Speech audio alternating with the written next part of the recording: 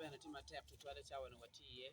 wego taganen ma KD Crystal lo gabar Romeo atamana gam loke omera KD Crystal Romeo po ko arbina bina ka chan watiki lo we makarmi ya chelo we lega ma omera chalo dadaro mo meki dadana piantino no ni omera wabecha we lega ka chelo kanyang bere pe ka chelo matika yelo music industry side me gospel bene malupe kilok magi kelo tien ka nini an mero waji kum la we achiel ma wati kany ma fod wageno chol piny ni meno tiet kiyenyo yweka yomi chol piny ene wabi succeeding kiye chiam ni goba wan weng wati kichao wa dokar pa jim weng tie tien Maria Edo wat kamaleng ikien wakany bene wati jomo kene ma watie mera waj loka da kai initi kin dano me tamne bina winyi pa Maria chawa niki nino ni ka rama yin bene gibi wori kamaleng o wor wot ma da wa we ko nyego kakar ni fot por rama pa ilwenyi kum la wori ka bene kar no kar mi kar ki joma kar gi tiego timwa wichara nyim tien gi mako chel pa jomo kene weng wa deg na achievement ko pa lo weri wa deg ne ni jomo kene tika chiaro mabe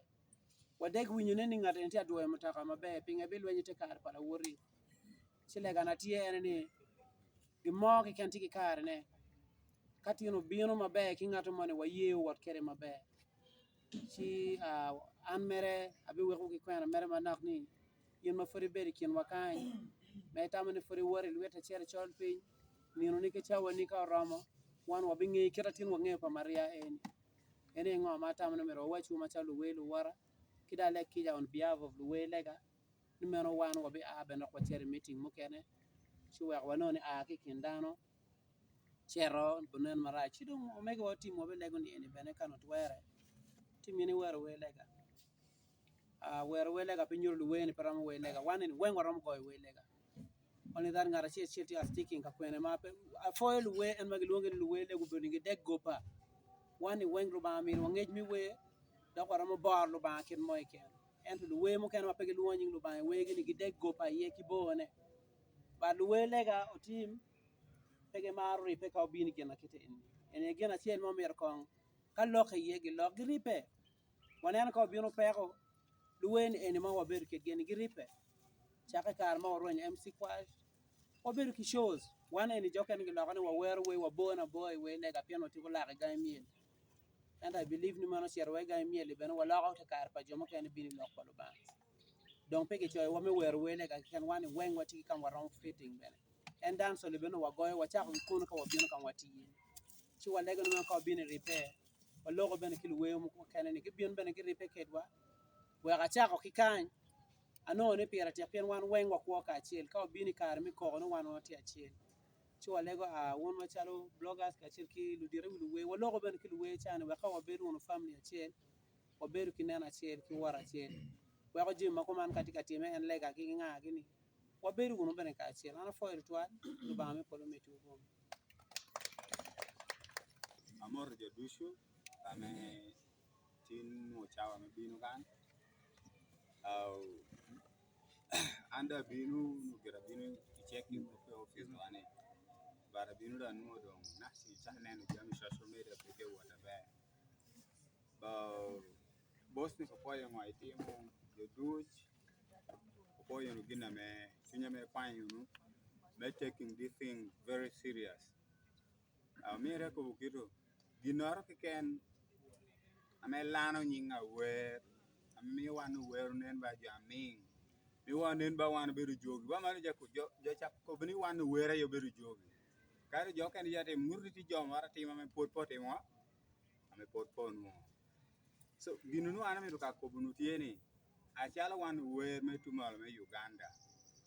ngoni che punishment ngo ame one industry ayoram get kom kore dana menu lano nying wa wan jamu ti industry ni kamete kwar chete woranyin chala wan wer wana manu ti kede body ame koyi wa duch mi wane no ti kar chel kiti a chal ba wan wer ngoni me wano timu kor ngata me lano nyi wa ker kor ngata me miyo wa oberu unen jo arashu inyim fans wane because gina me mari yo timu po beru gina bere beru gina me atuna ha me wer cha ko microphone era pire koni ya setting an microphone at on stage pa yeti chimeno go sanga yini ngo no kor ginu na beron be da me tie timere yo ra pola menu ame wa nen ja min ko mario mi wa do nen ja min ame wa no wedu nen jogi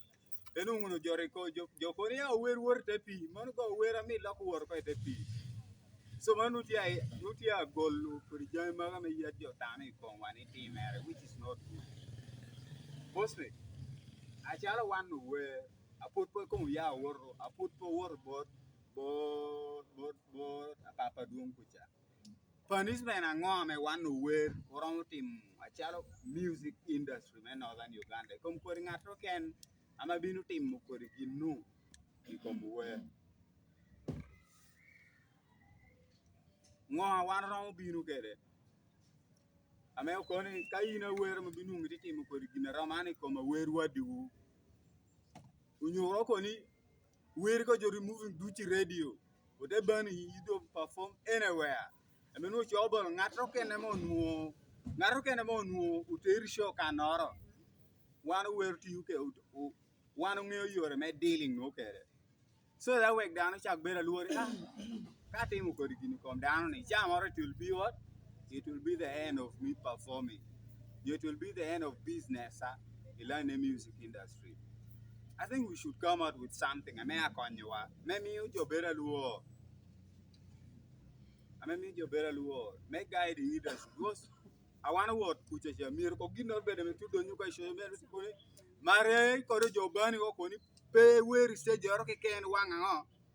wanga loho tum kada jo ber pingo de koni yo ke mare wando yi meti mo